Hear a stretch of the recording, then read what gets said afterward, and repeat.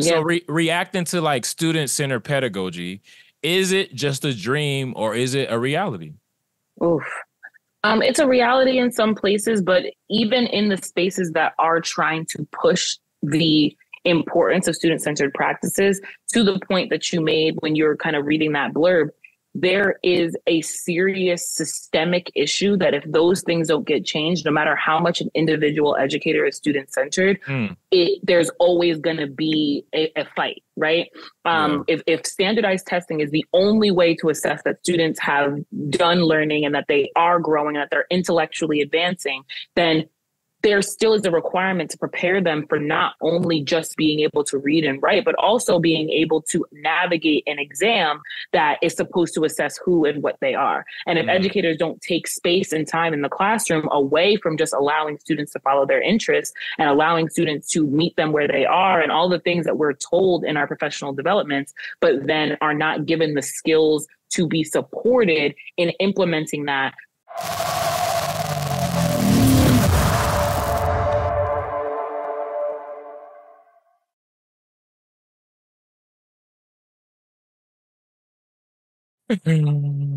All right. I got my sister, my black queen, Evalaurene. Evalaurene, Eve, call her Eve, but she is a educator. I don't know if you know this, but we were in like the clubhouse space doing like the COVID-19. So we were Yeah. never like directly acquainted, but our affiliates were affiliated. And I'm sure we were in Yeah. some virtual rooms. And let's just quickly talk about that. Like, what was that, right? Like, I feel like that That was a time moment in would time. never ever be created, but like it was just so because whenever I talk to my clubhouse friends, I consider you that. I'm just like, let's just reflect on like what did they miss and what did you gain from that? I got $400 off a pitch. I got 3,000. I got like 300% on my podcast, like viewership. You know what I'm saying? Yeah, yeah, About yeah. you, what did you gain from Clubhouse and stuff? Yeah. I mean, that moment was wild, right? Like, I think that it was like every night people were on something, talking about something. You were DMing people, or just like, I felt like I had such deep and rich relationships with people I had never met before, which All was right. never something that I experienced before. Like, I feel like there are people who meet people online. I had never experienced that. So I just really enjoyed being able to connect and build community with people that had like minds that were also experiencing all of the craziness that was happening in the world at the same time. So I think what I gained from it was just like, you don't have to, networking isn't only in person, and that there is an ability to build rich and deep relationships with people through the internet in a way that I had never experienced before. Mm, And I think that what I miss about it is just like, I miss about that time period in general. Yes, horrible things happening, COVID-19, George Floyd, like that was a mm, lot. We all had to collectively experience that. But I had more time and there was more ways to get inspired about the work. There was more ways to feel committed to the work. Whereas I feel like for the first time in my time in education, it felt like there was a true and genuine community of Black educators that were supporting each other in a way that's mm. kind of fallen off. I think everyone is still doing the work. Many of the people I met in that space are still like so incredible and still close friends, but it just felt so like Real. connected during that time and real. Absolutely. And so it's definitely different now, but and like you said, we'll never be able to recreate it. But I'm glad that I was there. No, real talk, because if you go to Clubhouse now, it's definitely yeah. And I think the beauty of that time was that because it was COVID-19, we were all controlled, right? So we had no choice but to Yeah. be our authentic selves if we wanted to actually socialize. Where once, it went about, now we can actually socialize, right? But then I still feel like, the meet and greets aren't the same. And so Yeah, no, I agree. I got my sister Eve with me today. And who are you? You are a educator. Where and for how long? So I am in my fifth year of teaching. I started teaching in an alternative sentencing program while I was still in college, but I Mm-hmm. still consider that my first year of teaching because it transformed what I wanted to do with my life. Not just like I wasn't planning on being a teacher. I didn't go to college to become a teacher. I didn't get a degree in teaching. Yeah. But that internship experience really told me like 3 weeks in, I went to my supervisor there and was like, I don't know what I do next, but like, I know that I'm supposed to be a teacher. So like, what was your trajectory? Because now I got to figure out how I shift in my junior year of college. But yeah, my name's Evalaurene Jean Charles. I teach in the Bronx. I am a government and economics teacher. I absolutely love what I teach. I love who I teach. And I am just a fierce advocate for listening to young people. I think that is the thing that if that is the only thing people remember me by, I'm totally fine with it, because I just think that I make the analogy all the time. Amazon and every other retailer ever, they know their customer on a deep and intimate level, and they use that knowing to provide them with a service that will make the lives of those people easier. And the education system is one of the only spaces that does not do that and still expects it to be effective.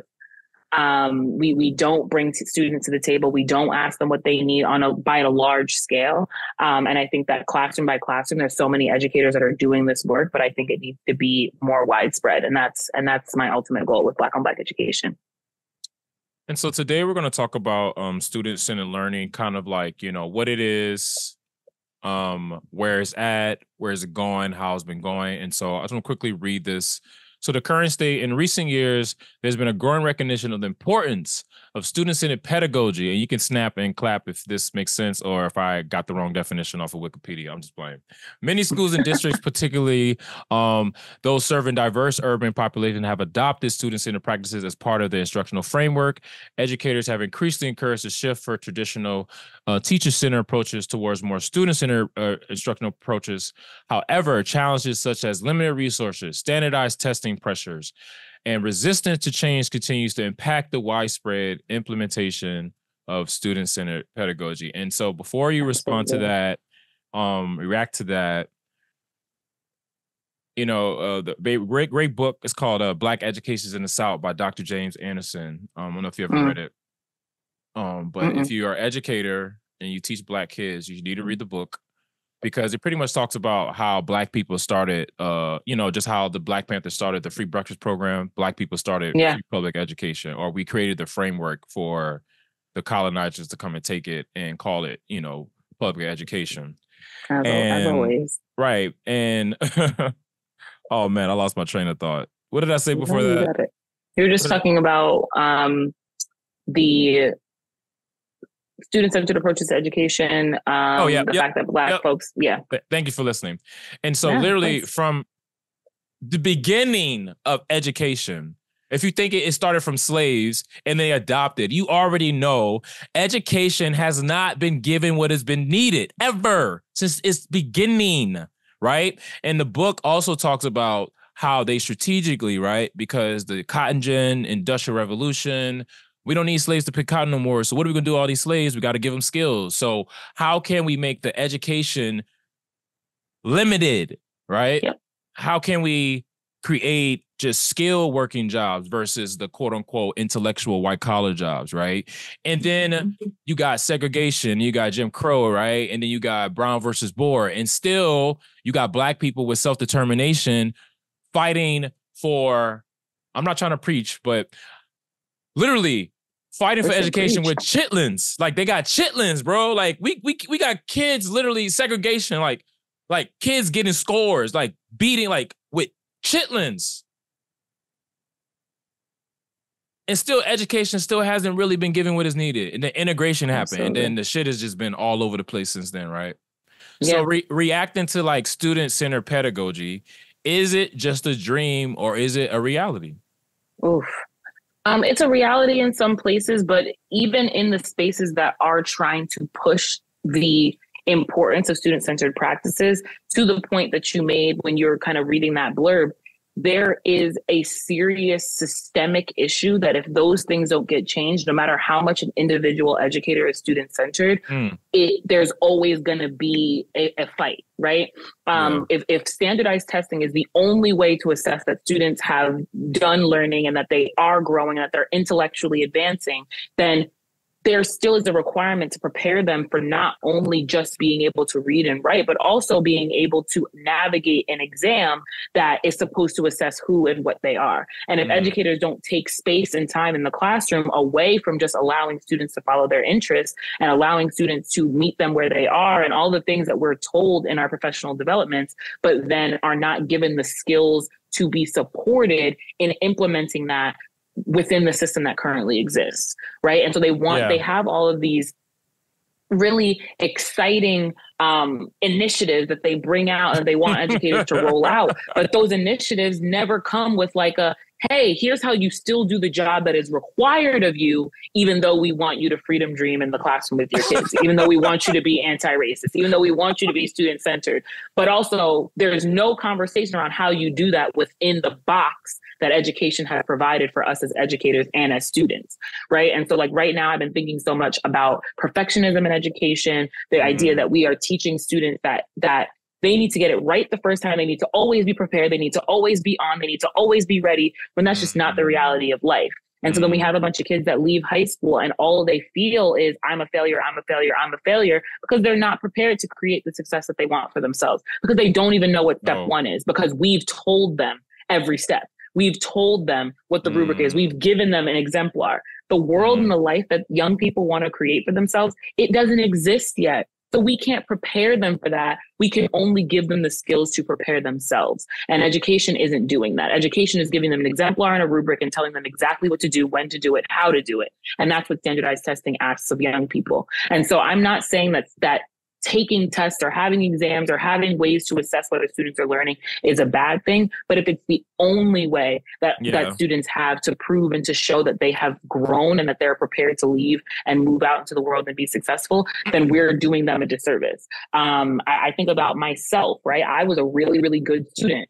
I was a good student because I was good at, hey, teacher, what exactly do you want me to do? Okay, can I show you it? Did I do it right? Yes, great. And so because I needed that guidance every single step of the way in the process to being a good student, I didn't learn how to be a successful person, right? Because now I'm waiting and looking for someone to give me the answers when I create my podcast or when I create this business or when I'm doing this work. I'm waiting for someone to tell me, hey, this is what you do. This is why you do it. This is when you should do it. And I can't do that. I'm afraid to take risks. I'm afraid to move without having every inch and part of the plan perfect, right? And I spent the last 3 years building and trying to create a plan for what I'm going to do instead of allowing myself to take the risk to fail and to learn from that failure over and over again. So I don't think that I think it's a dream to have a truly student-centered education.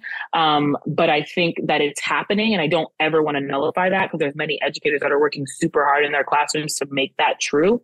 But it's hard to do it within a system that wasn't built for that type of teaching. Evalaurene on the Calvin on the podcast coming through. Are you up now? Do I got you a little? I'm awake. I'm here. I'm ready. I'm in my teacher. I'm in my teacher bag. So, funny question: do you listen to Eve? Have you listened to Eve? And do you listen to Lauryn Hill? I definitely listen to Lauryn Hill. I listen to a lot less Eve. I would not consider myself a hip hop head. I'm much more of an R&B girl. Okay. So that's where I live, and that's why Lauryn Hill. Like there's every 6 months, I'm like, I have to re-listen to this over and over and over and over and over again. Like I don't think that it's just so good. Yeah, she's amazing. But let me tell you, so before you get to the teacher tip, have you seen the TikTok of like the kid that was like, when Lauryn Hill wants to do a show and it's the kid, he gets like a little guitar and he plays for like 20 seconds and he put it down. It was like when Lauryn Hill is at a show. Oh my God, it was so funny. Oh, I have not seen that one, but I need to find it now. Does she deserve the slander, or does her art just allow her to not be punctual? Oh my goodness, that's such a good question. Yeah. I mean, I think if people are willing to wait,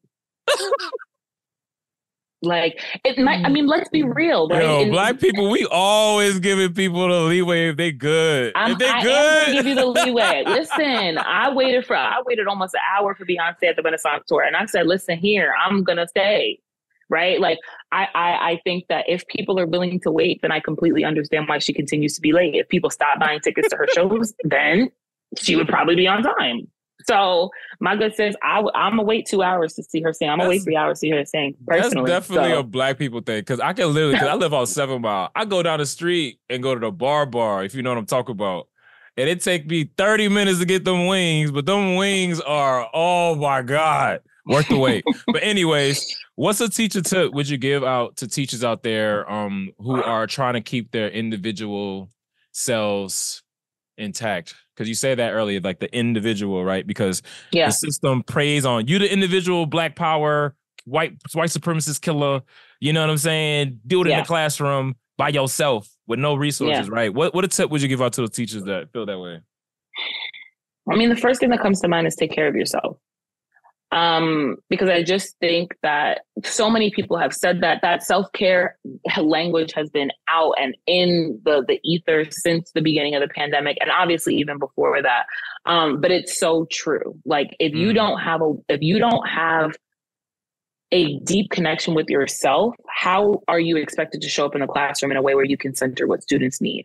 If you are not in community with your own humanity, how do you create space for humanity for your young people? And so every time I'm like in a battle with students and I'm like, every day y'all pissing me off and because every teacher's been there. Like you have those weeks where you just like, y'all are irritating. What are you doing? And it's always them. And then it creates an energy and an anger in you. And every time for myself, when I get reflective, I'm like, yeah, but also you haven't been going to the gym. You haven't been drinking enough water. You haven't been doing the things that you know keep you at equilibrium. So maybe you not showing up right in the classroom, and it's creating the energy for them not to show up right in the classroom. And that's true. And it's not saying that everything is an educator's fault. An educator has to be perfect in order for students to behave, et cetera, et cetera. Like I'm not saying that. But what I'm saying is that there's always an opportunity to be reflective, to revise where you're at. Like my last semester, we was beefing until the last 2 weeks, like beefing every day. My 7th and 8th period class, I'd be like, I can't stand y'all. You can't stand me either. Why? Well, let's talk about it. And every day was another opportunity for us to be like, okay, we're going to do better today. Yeah, lit. Okay, I'm gonna bring y'all cupcakes on Friday because you made today a little bit easier for me. And the last 2 weeks, we were loving life. Like we were having so much fun together. Yes. But it took us a long time to get there. And sometimes that is what it requires, particularly for those of us who teach in inner cities, when students are coming in with stuff that ain't got nothing to do with us. Mm-hmm. So when you take care of yourself and you have a great relationship with you know when to see that you aren't right, which then allows you to have that radar to know that students aren't right. And oftentimes that has nothing to do with you. So then it creates the space for you to drop the rope. It creates the space for you to love on them a little bit more, which helps them show up better. And like, again, I'm never going to sit here and be like, no, I haven't gone toe to toe with a kid in the classroom. I have done it. We all have done it. It's going to happen when you snap and you lose it because we have a really hard job. But it happens less and less and less the more that I take my self-care seriously. I take the work on myself seriously. I recognize when it's time to call my therapist back, like, sis, we was doing every month, I'm gonna need every 2 weeks. Like when I can do that for me, then it makes it easier for me to do it for them. And I mean, Christopher Emdin talks about like that in Ratchetdemic, Absolutely. He's like great raps, but the whole theme is just like, you have to know self in order to teach the kids. And so, absolutely. And I think also having mini restoratives with your kids are important. So like those mornings, like, hey guys, someone said the F word yesterday, and I need us to really talk about how that word can never, ever, right? Like, so like, using the right words, right? So not saying we shouldn't say it. It can never, ever be said because I don't tolerate it because me, right? So more like me, I can't hear that because that makes me feel because right? And so that moment of like clarity with them, we had an amazing class today. Yesterday was hell. Yesterday was hell. I told the principal, don't come by today because we still trying to get it together. Come by tomorrow. She walked past me. I gave her a look. She started laughing. She went right past me. You know what I'm saying? But like just that's important. And so awesome. Absolutely. Okay. So growing up though, so what did the teachers feel like that made you feel centered? And what did the teachers feel like? Let's start with the teachers. Yeah. So what were the teachers that made you feel centered growing up? Yeah. I mean, I have two that come to mind very quickly. My 3rd grade teacher. Wow. And like she did things that I never would do. Like because my boundaries is like crazy, right? Like I would never do that. I'm not coming to your like church play on Sunday. Like I'm personally not doing that. Not because I don't love this child, but because my boundaries are crazy. Like I need my 2 days away from y'all to come back to be here on Monday. But she like came to my church play. She knew the social worker that was like in my family, so that when I was having visits with my mom and I came in and I was not like loving life, she knew why already. Like she was so attentive. And I think that she gave me permission to recognize like, I can come to school and be sad. I don't have to be perfect all the time. I can tell somebody I'm not having a good day, and I can go sit in the quiet corner for 30 minutes rather than other teachers that I had in the past and after that were kind of like, you having a bad day and you gonna have to pick it up and do 2 + 2, girl. Like she held space. Like I said before, she held space for my humanity and recognized like, yes, this is a 3rd grader, but this is a 3rd grader who's not in her mother's home, living with her grandma, dealing with all of the things that she was dealing with, and that she needed to give me a little bit more love than I was getting in my life. And she wanted to show up for me in that way. So I always appreciate that. Shout out to you, Ms. Raymond. And then in high school, I had a public speaking teacher. He was we always laugh that he looked like Jack Black, and he was just, he genuinely loved his job. And that was so apparent to us. But he cared about, and I to the point where I don't know that there was a kid, you know, when teachers know, like when a kid knows, like, you know, that teacher don't like that kid. Like as a student, you sitting there and you like, that teacher is mad short with him in a way that they not would be like, they don't like that child. Yeah. I don't remember a student that he engaged with in that way. He just was so kind. We are still like, communicate now. Yeah. Like Jack Black, like, literally. Yes. He was just funny. In School of Rock. Yeah. Absolutely. He let us into his life. Like we're friends on Instagram now. Like he just was such a light. I always came back to visit him. And he just genuinely cared. Like he was willing to sit during his lunch and just talk, like not about anything particular, not about my personal life. It was just like talk about how I liked the book or how we in English class or my next debate or things like that. Like he just showed that he cared and you knew it. And that was unfortunately an anomaly, because in a lot of classrooms, students just feel like another kid. So when a teacher can show you through their actions that they see you as a full person, that means a lot to kids. So I think that those are the 2 that come to mind first. I think that people think that student-centered practice is like a toolkit and a checklist and like all these things that you can do. But like really the number one start is like building a relationship with a child. And I think that a lot of people think relationships have to be like fist pounds, and like, no, it just means that you know something about this kid that's not just them as a student, and that you can play off that, and that you can be there and you can notice when that child is off. Like that's what a relationship is. If you come home to your partner, you know that they don't feel that they're not good because you know them.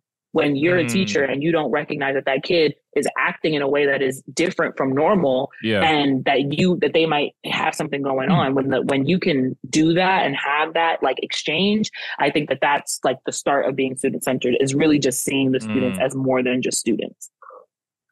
Thank you all for supporting the Calvin Podcast. If you all love this content, please make sure you like, subscribe, leave a comment. If not, just go ahead and support the brother, man. We got a lot of great knowledge. And are you learning? That is my whole goal. Yep. And I want to say, just please subscribe to Calvin. Like in this last 5 minutes, 10 minutes, I learned so much. So yeah, let's get it. Whatever you're talking about, I promise you're going to learn and feel fulfilled at the end of the day. That's all we're looking for. Thank you, Calvin, for having me. Yeah, of course, brother, man. Thank you all. Peace out. Hi, I'm April. He's owner-operator of Prerequisite Beauty. This is Prerequisite Beauty. Prerequisite Beauty is a space for consumers in search of quality beauty services. Beauty services cover from lashes, massages, body contouring, hair, nails, and what I personally do is aesthetics. So as an esthetician, my job is to do facials, waxing, and teeth whitening. And for my services, it caters to both men and women looking to not only feel better about themselves, but to better aesthetically please their outer appearance. I focus on quality services, quality products that assist my customers in their best self. I feel like my motto is that skincare is a journey, not a destination. You have to give yourself time to grow and get better with each service that you get, because it only can get better. Hi, I'm Susie. I'm currently a lash tech here at Prerequisite Beauty. I specialize in lash extensions. I've been in business for a year. I'll offer 3 different sets of lashes: volume, classic, and hybrid. Right now at the moment, I'm running a $55 special here in Farmington Hills. You can come check me out. Come check me out. We got a building of young Black entrepreneurs. We are trying to do our thing. We running daily specials. We're here for set hours. What type of services you provide here? So here I am a braider. I provide services from butterfly locks, soft locks, feeder braids, goddess braids, and my absolute favorite, which is novice braids. Okay, cool. How long you been doing locks or like braids? Going on 3 years. 3 years? Okay, cool. So you've been in the game, still, trying to get your footwork. What is something that you want anybody who's in your role, you getting clientele, you got your own booth. What is some advice you give to people or, young ladies or, men who would like to do similar services? To keep a positive mindset and to don't stop. Practice every day. Practice makes perfect. And just don't give up. Okay, and that's a really big thing with millennials, right? They go to one job and the other, one job and the other. Yeah. But why is it important to just kind of stay on something for a long period of time? Why is that important? Because if you stop, you ain't never going to get to where you want to be. So just keep going.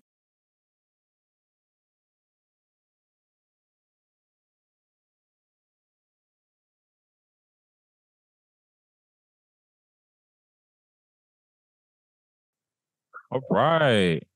Yeah. Yes. No, I like the pause because I like to let stuff breathe. How you feeling? Yeah. Good. Yeah. And so, thank you, because you confirmed it. I'm not like a mind reader, but I'm from New Orleans, and I'm not. I don't do voodoo, but I got some type of intuition. Because I was like, why is she so young and she a teacher? Because you grew up with your grandma, and I'm thinking, I'm a teacher because my mom was a teacher, but my mom had me when she was 45. So my mother was, you know what I'm saying, a lot older compared to my other peers, and just that wisdom, right? There's that old spirit, right? Just, I don't know, man. It's just something that they teach you. You just get it, and you just stick with it if you listen, right? Talk about that for me. Yeah, and I think it's not even just about listening, or it's about internalizing. Right. Because at the time I was hearing her, but I wasn't listening. But for whatever reason, I internalized it. And so now later on in life, a lot of the things that she instilled in me, they're just a part of my fabric.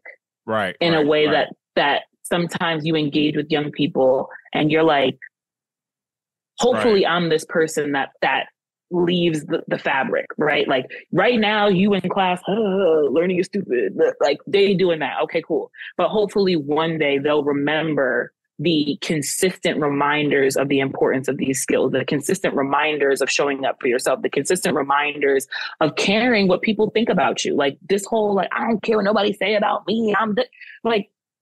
I don't care if people want to mischaracterize me and take me out my name and all of those. Like, I don't care about that, but I care that people feel good when they think about me or when they think about the way that I treated them or the way that I showed up for them, right? Like, I'm not the teacher that's like, come here, baby, I love you so much, you're so sweet. No, I'm like, you go to class and learn now. But that is, even with my energy, that they still know it's coming from a place of love, right?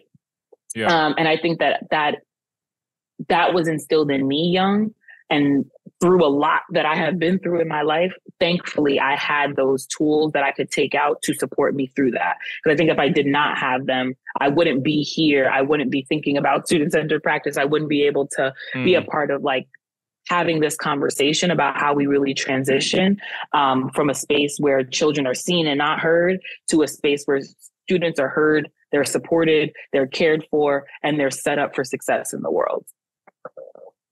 Mama used to say, like she would just give me like these phrases that would just you can write them on a Hallmark card and it'll sell for like $20. You know what I'm saying? I love that. Like I'll be like putting the square in the circle pen. It should be like, Calvin, lazy people work the hardest, right? And I'm like, I want to get the Bob Marley shirt, and then they'll have like 20% off. And I'm like, can I get it? She was like, okay, how much it off? Calculate how much the 20% off. And we're literally sitting there for an hour because I'm crying because I can't get this Bob Marley shirt because I can't do percentages. You know what I'm saying? Yeah. It's just like a super level of maturity that I have that I feel like most kids my age don't have. That if they switched my teacher shoes with them, they would instantly get fired. But because I have you know what I'm saying? Yeah, no, I hear you for sure. This type of wisdom, it just, you know what I'm saying? It's just a very, what am I trying to say? It's just way back then, teaching was just respected a lot more. You know what I'm saying? Just the OGs, the old heads, they're retired now, you know, or they passed away, right? But just like, just the respect for educators back then was so much more. And so we got to give respect. And so where did it go wrong? So like, where did it go wrong, right? Where did it go wrong? So where did it go wrong as far as like, you know, so you talked about growing up in New York. So I know New York, right? Mm-hmm. So I know New York is very competitive. So you had to take the Regent, right? Yep. Right. And I hear that is just like a whole deal in itself, right? But it's an amazing education system. And New York is very progressive. Did you go to college in New York too? I did. And I'm just going off of my research and my experiences, right? New York is very progressive, but it's also very elitist, right? It's also segregated at moments, right? Very segregated. It's diverse, right? Because of, right, the makeup, the complexity. That's, you know, how the city operates. But, you know, I saw the get down. You know what I'm saying? Like I saw, you know what I'm saying, what Bronx was back then, right? Yeah. And, you know, you got, well, I'm trying to think. You know, you got Ivy League schools there, right? You know, NYU, Columbia, right? But still, though, you know, America is still ranked 45th, you know, in the nation in education, where New York is considered one of the most powerful cities in the world, right? You know, yeah. So just kind of like, what was like one of those like bad teacher memories growing up, and just kind of be honest for us a little bit. Yeah.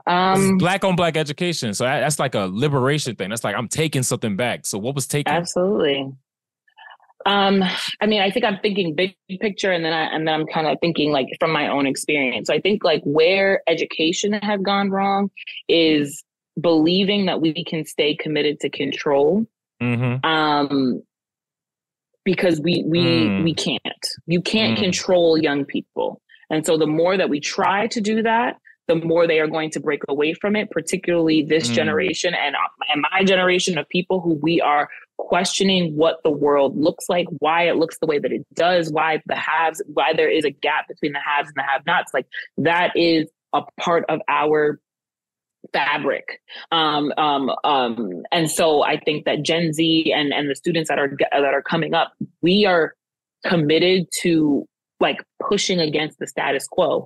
And so if school wants to produce people that can fix and change the challenges that we are experiencing in our society, it is not doing that. It is doing the direct opposite.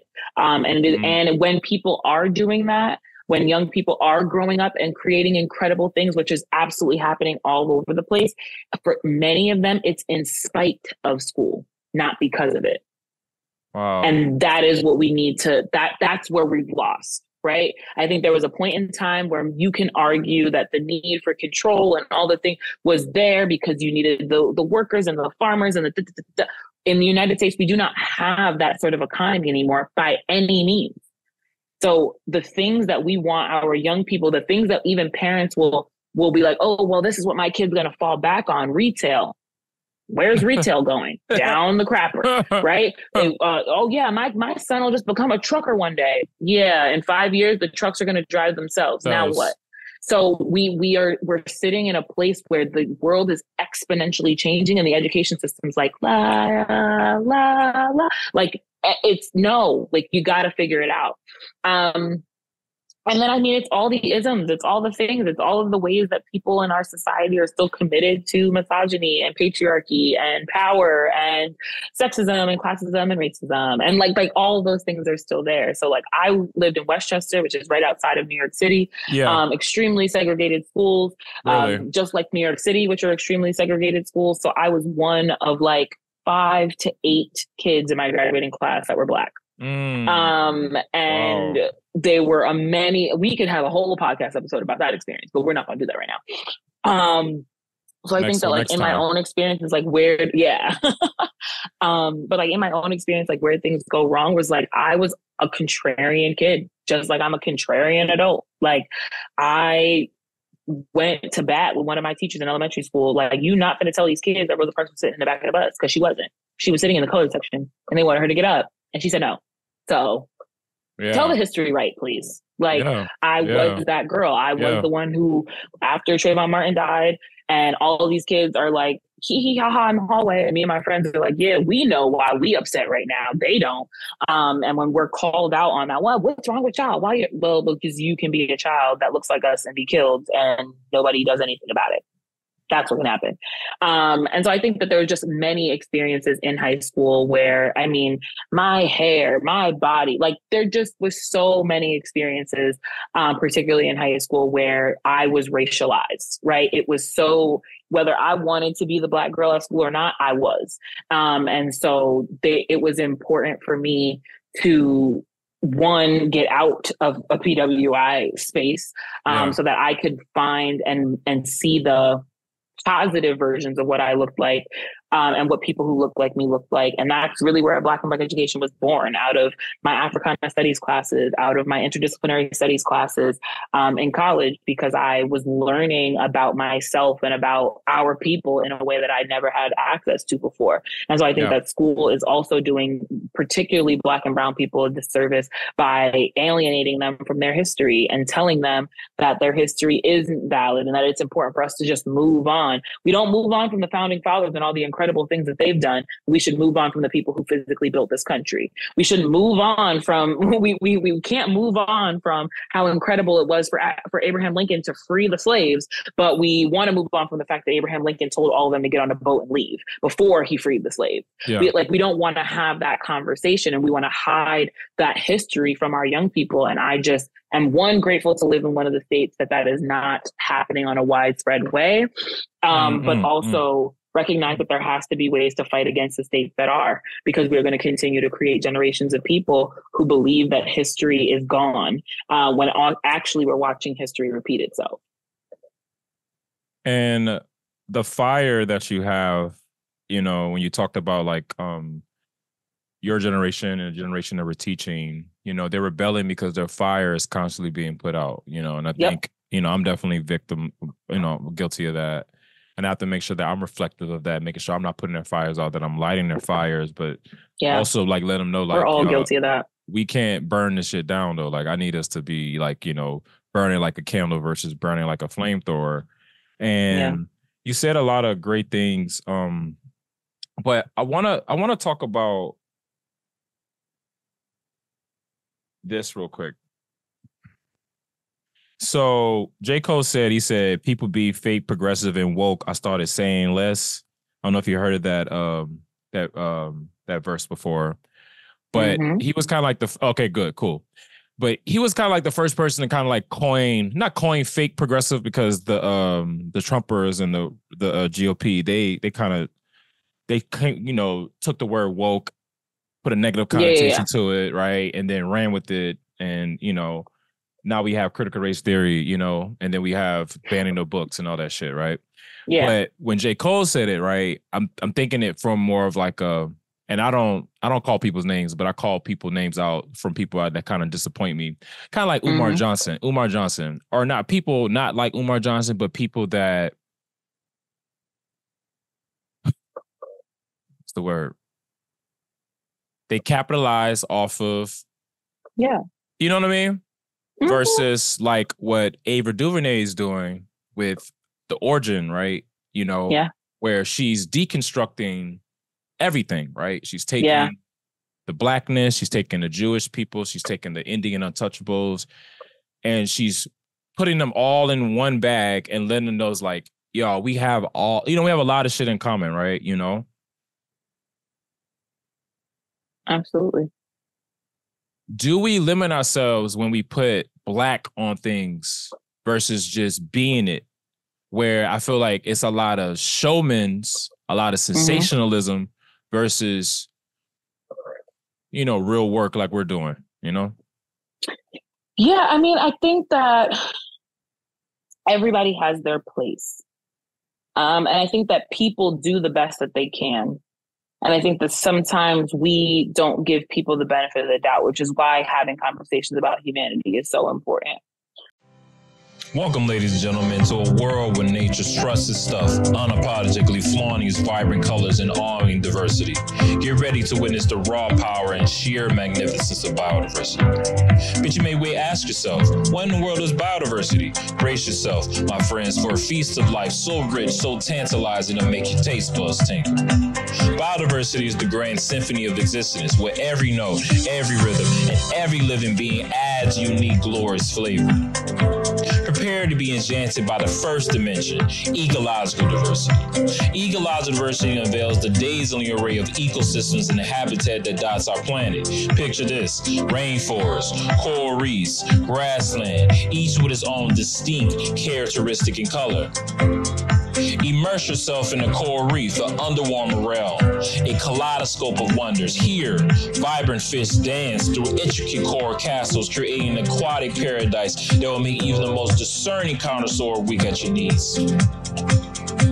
Let's turn our attention to the warriors of species diversity. Species diversity is like a cosmic puzzle, with each piece representing a living masterpiece. It is a grand life woven into the meticulous details, ensuring that no two creatures are alike. The Amazon rainforest is amazing and bursts to the heart of our beings. Behold the breathtaking magnificence and majesty of the jaguar, or the elusive tree forest. This lush kingdom epitomizes the unrivaled richness of species diversity, where every habitat plays a vital role to the symphony of life. But wait, there's more. Brace yourself, my friends. Genetic diversity. Genetic diversity is the secret sauce that brings forth the extraordinaries. It is the blueprint that shapes the very essence of life, bestowing upon every individual their own unique charm and talent. It is super easy to become frustrated, irritated, agitated, all the things about what people are not doing, while also doing nothing. And so I think that there is something to be said about performative activism and all of the ways that that shows up in our society. But I think that pause for me real quick. Do you think performative activism is real and like has like been more prevalent today? Absolutely, because it's cool to be woke. So I'm gonna perform in the way that I'm told to, but I wouldn't put anything behind it. I wouldn't put any money behind it. I wouldn't put myself at risk in any way, right? Like I'm gonna say Free Palestine in my classroom. Like I'm gonna say Free Palestine on this podcast. I'm going to say Free Palestine on my Instagram. I'm going to say Free Palestine in a room full of Jewish people that I know are Zionists, right? Like I'm going to say that. I'm going to show up as that person all the place. Now, a person who is only doing this for performance is going to post it on their story, maybe only in their close friends, and like being very strategic about when and where and how they talk about it, especially when they know that their livelihood could be on the line. And so I think that there is something to be said about people's livelihood in very particular industries right now as it relates to posting and saying things about Palestine and being able to keep their livelihood, which we know is important on an individual basis. But I think that when there is nothing that you are willing to go to bat for, that is where your performance is to a detriment of the overall work toward liberation. But I think that there is something to be said about some of my closest friends who are white, who are just pushing the needle in their homes. Right. There's something to be said about that. And I think that sometimes we get so, well, I'm the real liberator. Like it's me. I'm the one who's really doing the work. Y'all ain't doing nothing. Like I don't feel the need to do that, because I do think that it is important for the person who's doing the work in their home, and that's the only way that they're doing it. It's still a valuable part of the process. And it's better than the person that is trying to teach and promote the worst part of it. Now, can the education ever stop? No. Can you read one book and now think that you are healed? And like, I still have so much to learn about all of the ways in which oppressed peoples are oppressed, and the ways in which we liberate people from oppression. I have incredible amounts to learn. I have so many, like, you gave me a book that I need to put on the 1,000 book list now, right? So there's so much to learn, and I'm not going to beat myself up for not knowing it all. And I think that is what, I hate to say woke culture, but that is what woke culture breeds, right? It's, I know more than you. You don't know anything. You ain't doing the work because you don't know what I know. I don't necessarily get down with that, right? Because if we do that, then it gives people no space to learn, to grow, to move, to revise their beliefs and their systems. There's some people who are going to be assholes forever. And like, they're committed to that, right? And my work, honestly, isn't to convince them. My work is the people who are in apathy, right? The people who are in the middle, the people who've been taught that the status quo is fine because it has worked for them. My goal is to support those people in making a transition to liberate themselves and to liberate others. And so I think performative activism is absolutely a thing, particularly the targets and all of the corporations, for sure. I think that it is performative. I think it's for money. I think it's because this is what we have to do now in order to get a particular group of people to want to engage with us. McDonald's is feeling it. Starbucks is feeling it. Right. Yeah. And I think that more and more of us, even Apple is feeling it, right? Like, more and more of us are recognizing we have to stand with the people of Sudan. We have to stand with the people of Congo. We have to do those things. We have to do it with our dollar. More and more people are understanding that because we have access to information. And like, again, 6 months ago, I didn't know nearly as much as I know now about the conflict in Palestine. 6 months ago, I didn't know nearly as much as I know now about Congo and Sudan, but that's because I've committed to lifelong learning. And so that's what I want to do with Black on Black education, and honestly with anyone that I meet, is how do I support people in feeling confident about themselves and their learning abilities? How do I support people in being committed to learning? How do I inspire people to want to liberate themselves and others? That's my life's work. So I do that with my friends. I do that with everyone who is in my life, including my 74-year-old grandma who's a Jehovah's Witness and is like, I'm committed to what I believe. Yeah, that's great. Let's push it. Where the dinosaurs at?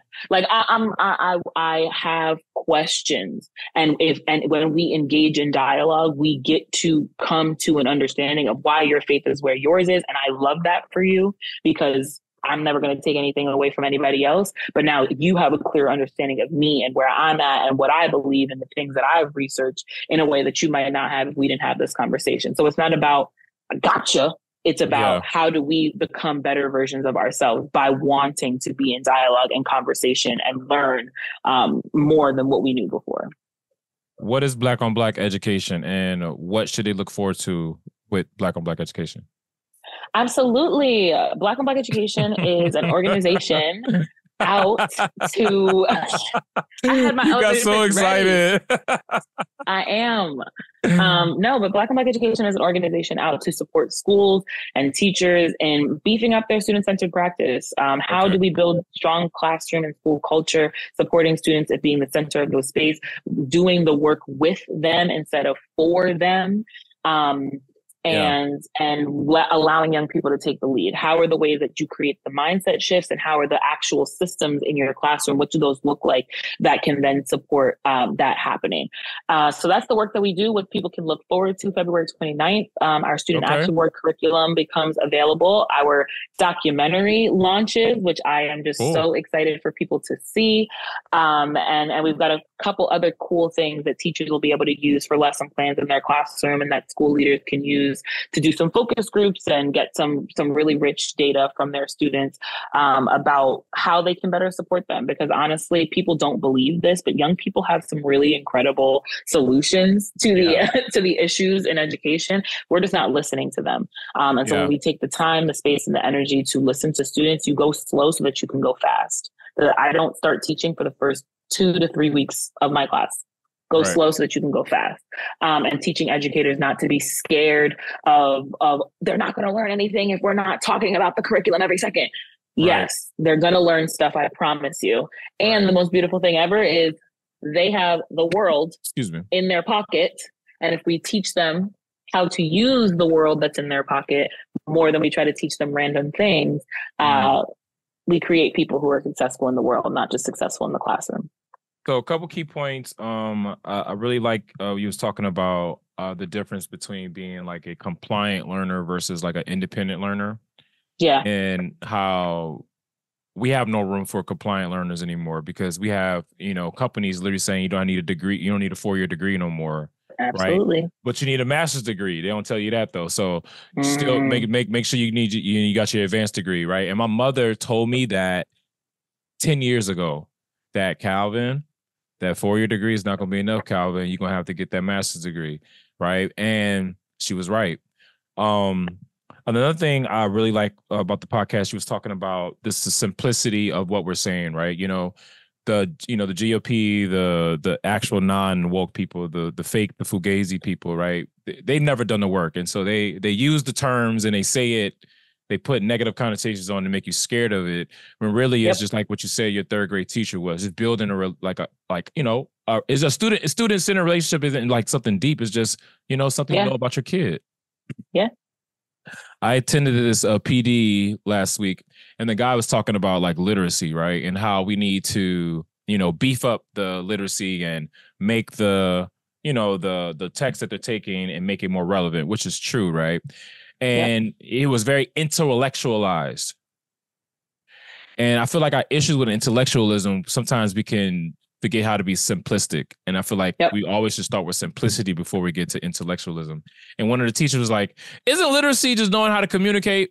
So if I can get my kids to communicate with writing, through speaking, through other ways, then aren't they literate? Yeah. Right? And then everybody's not going to read academic articles. Like there are millions and millions and millions of people who will actually never read an academic article. And I want to get a doctorate. Like I want to get a PhD, and I want to write in a way that a regular person can read it, so that the work doesn't go to a bunch of other academics who are super smart and think they're super smart because they're so smart to read it. I'd like for normal people who can use the information to read it. So I'll be having fun being contrarian in the professoriate soon. Yeah, but that even emphasized the importance of why teachers need more teachers, because they're the practitioners, right? We're the middlemen to try to get it to the layman, and we have the higher eds, but in their Sperry's and their slider bars and tapas and shit. Oh my gosh. Anyways, okay, Eve, how you feeling? How'd you like the podcast? I hope I was really trying to make sure I did you well. You know what I'm saying? No, you absolutely did. This is a great conversation, and any opportunity that I get to talk about the work that I do and helping people understand the simplicity of making the shift to student-centered practice. It's not easy, but it's simple. And so wanting to do it is the first step. Yeah. And then again, you was talking about like with your friends and like in some of my allies who are not BIPOC, right? But they intentionally, verbally, with their actions, they do the work, and you see it, right? Absolutely. And it's like a real recognized, real type thing, right? If you're doing the work and you know the work, you know who's doing it, how they're doing it. You know what I'm saying? You know those spaces are. That's kind of why I'm in Detroit too, right? And it's sad that we kind of have to now be in certain places now, because if all we got to do is go to a different state, we won't, you know what I'm saying? We couldn't be teachers sometimes, depending on just the context. But we in New York, we in Detroit, going live. We got coming up anything, you know what I'm saying? I know you about to go to the gym, probably gonna, punch out like 300. I'm just playing. Nah, I got back from the gym. I'm ready. I'm gonna eat dinner, enjoy the rest of my evening. But yeah, I just want folks to take a second. If you haven't done it yet this year, it is never too late. Put your kids in a circle, ask them how they doing, and just talk, right? If you're a teacher that can't talk to kids for 45 minutes without a lesson plan, let's revisit some things, babe. Let's revisit some things, but also DM me because I'll help you get the guided conversation going. And where can they find you again? At Black on Black Ed. You can follow us at Black on Black Ed, Black on Black Education on LinkedIn. And those are the two main places you'll see us actually talking and engaging with the world. I am an old lady in a young lady's body. I don't have TikTok. Like, I'm not that cool. It's okay. But please, Black on Black Ed on Instagram, LinkedIn. And we are always here to help. DM us. Whatever y'all need, we're there. All right, y'all. I was trying to make it 30, but it went over. But this was dope conversation. Thank you so much, Eve. I enjoyed. Blessing me.